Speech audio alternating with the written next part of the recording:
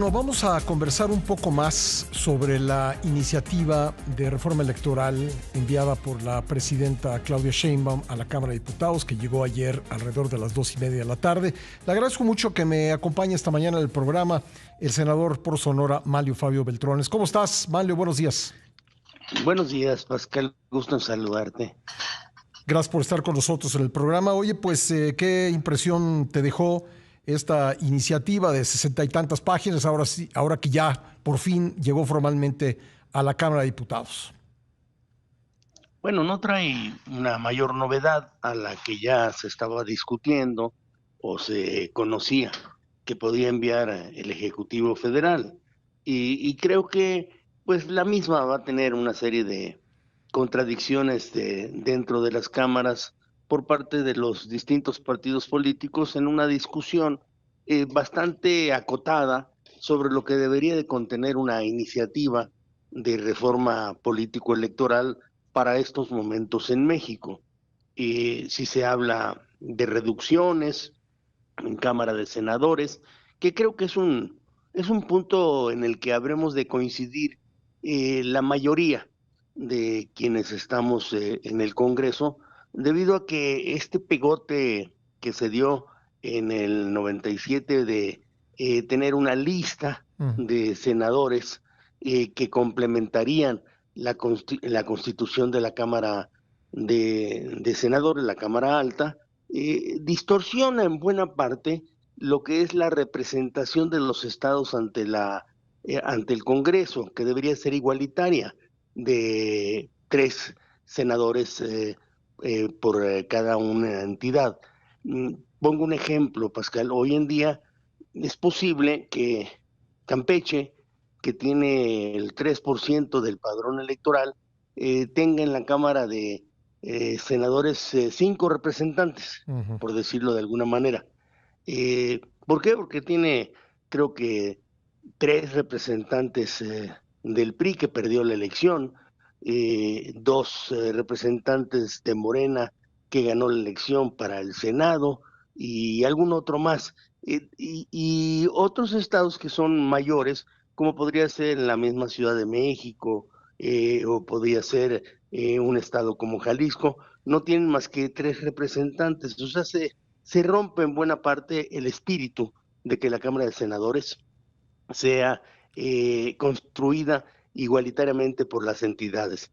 Creo que solamente habría que buscar el que ese senador de primera minoría, este, pues pudiera ser electo de otra manera para que no se privilegiara otra vez al partido dominante. Pero Ujú. en fin, estos temas estoy seguro que son un poco densos para la audiencia, pero yo quisiera concentrarme en algo que le hace falta, Pascal.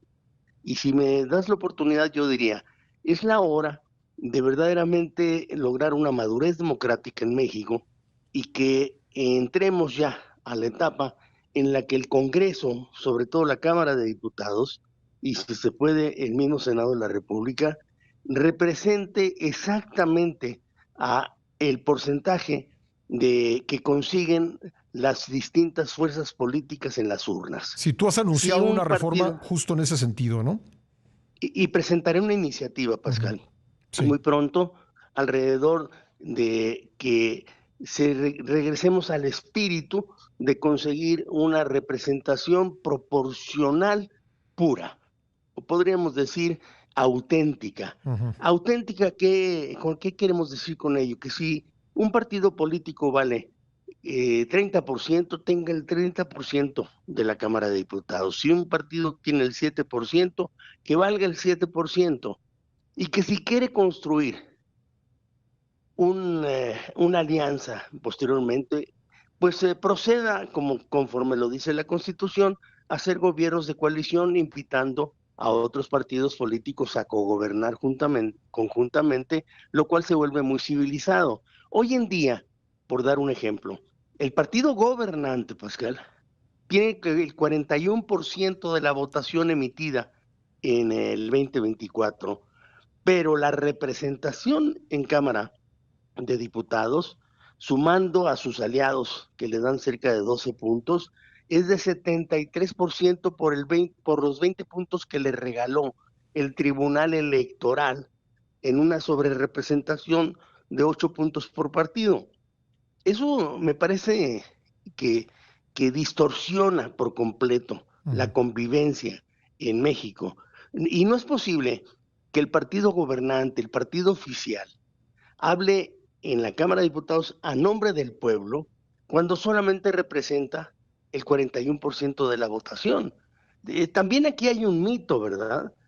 Hay quienes piensan que el partido hoy gobernante es invencible cuando solamente consiguió el 41% en la elección más importante del 2024.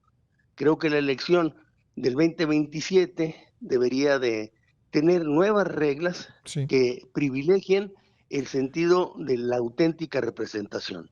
Manlio, me queda aquí en este bloque un minuto. Te pediría después que te pudieras quedar con nosotros para conversar un poco más, pero nada más para concluir y para hablar directamente de lo que pasará en los próximos días. ¿Tú estimas que esta iniciativa logrará pasar en la Cámara de Diputados y será discutida en el Senado, o crees que se quedará en la Cámara de Diputados?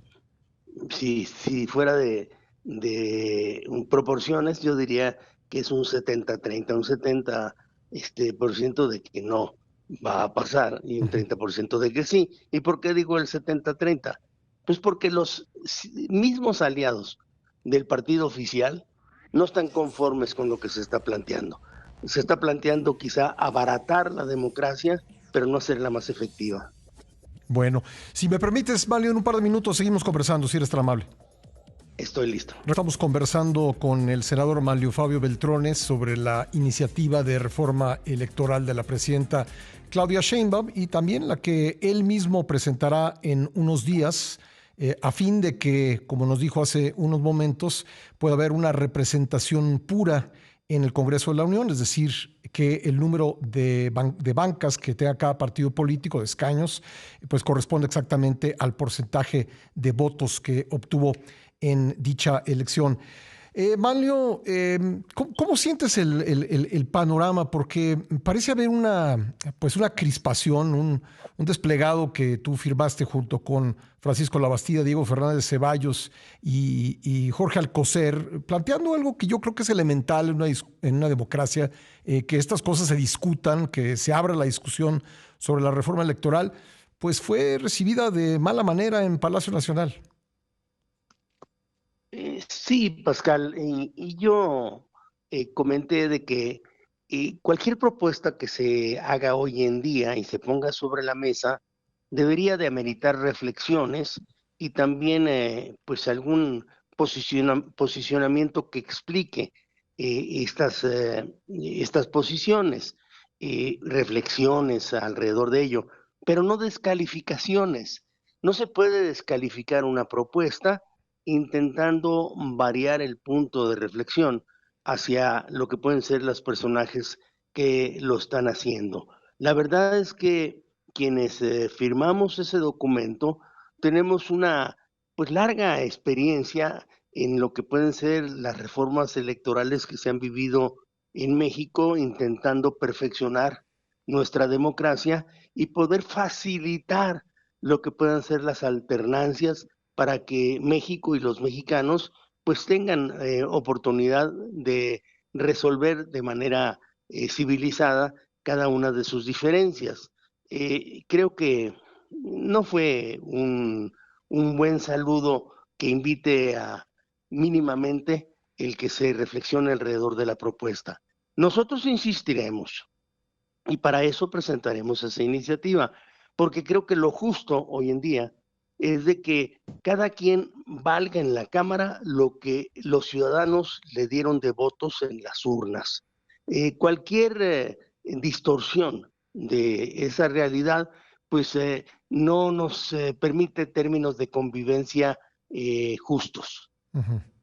Tú que conoces bien la evolución del sistema político, ¿por qué fue que se incluyó en la Constitución en un momento dado esa sobrerepresentación de 8%?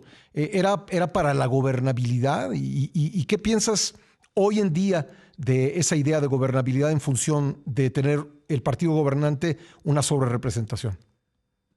debíamos de transitar hacia el reconocimiento de otras fuerzas políticas distintas a lo que fue el llamado partido hegemónico PRI en su momento. Y no había condiciones como para que en las urnas se reflejara toda esa pluralidad, de tal suerte que siempre se veía que los partidos quedaban súper sobre representados en la Cámara de Diputados. Y es por eso que en algún momento se hizo una reforma primero para tener diputados de partido que se disponía, los ocuparan aquellos partidos políticos que nunca ganaban un distrito, pero tenían cierta fuerza electoral. Después pasamos a lo que fue la cláusula de gobernabilidad, que es esto del 8%, pero también recordaremos de que tuvimos un momento en el cual se dispuso el que un partido político jamás podría tener más de 300 representantes en la Cámara de Diputados, con lo cual se garantizaba que la pluralidad en expresión total no permitiera que se hicieran reformas caprichosas a la constitución política de los Estados Unidos mexicanos o a conveniencia de una sola fuerza. Por eso es que se fue avanzando de esa manera y entonces retomo el inicio de nuestra conversación, Pascal. Creo que ya llegamos al momento en el cual sí debemos de darnos una representación proporcional auténtica del número de votos que se obtuvieron en las urnas, y con eso México avanzará. Mario, por último, ¿sientes que detrás de esta propuesta de reforma electoral de la presidenta hay un intento de reconstituir un partido hegemónico o un partido de Estado? Si no es, mucho se le parece, Pascal. Y en realidad veo una iniciativa que, a diferencia de las profundas reformas políticos electorales que se han escenificado en otros momentos de la vida nacional, hoy se concentra simplemente en intentar privilegiar al grupo en el poder actual. ¿Tú sientes, hoy se ha remarcado, desde ayer se remarcó mucho que hay una coincidencia entre la fecha de la presentación de la iniciativa, que se había demorado muchos días en llegar, y el aniversario del Partido Nacional Revolucionario, hoy PRI? Bueno, ¿es una ironía? ¿Es una coincidencia? ¿Cómo lo calificarías? Sí, una mala coincidencia, solamente eso. En verdad no creo que haya sido el propósito. Han ido pues posponiendo la presentación, venían posponiendo la presentación de la iniciativa, y siento que es una simple mala coincidencia. Bueno, Mario, pues vamos a estar atentos a la iniciativa que tú mismo presentarás, y te agradezco mucho que me hayas tomado la llamada. El agradecido soy yo, Pascal. Que pasen buen día. Gracias. Bueno, ahí está el senador por Sonora, Manlio Fabio Beltrones, que por cierto se separó del partido, es senador sin partido en este momento, comentándonos su impresión de esta iniciativa, que por lo pronto sigue en la Cámara de Diputados. No ha pasado todavía esa barrera. Tendría que obtener por lo menos 334 votos de estar presentes los 500 diputados integrantes de la Cámara Baja para poder avanzar hacia el Senado. Y bueno, en el Senado ya escucharemos entonces ahí el punto de vista ya en debate del propio Beltrones y los otros senadores. En una Cámara que, si prospera esta iniciativa de la presidenta Sheinbaum, pues se va a reducir. Va a pasar de 128 a 96. Ya nos decía Beltrones que en el año 97 se amplió el Senado para incluir una lista nacional de 32, una lista que se reparte proporcionalmente de acuerdo con el número de votos, y ahora será integrada por 96, 64 de ellos otorgados a los partidos que ganen la primera mayoría en la elección de senadores, y el resto, los 32, otorgados a los partidos que ganen la primera minoría. Y hace rato nos decía Arturo Espinosa que habrá que ver cómo funciona eso, porque podrían darse combinaciones, como que en ciertos estados los partidos, específicamente hablando del partido de gobierno, vaya a la elección coaligado y en otros no. Y en aquellos que no, podría ir solo ganando la primera mayoría o ganando la mayoría y luego dejando que uno de sus aliados gane la primera minoría, y con eso a lo mejor se da un desequilibrio aún mayor en el Senado de la República. Habrá que verlo, habrá que ver cómo funciona y también cómo queda finalmente la reforma, si es que es aprobada.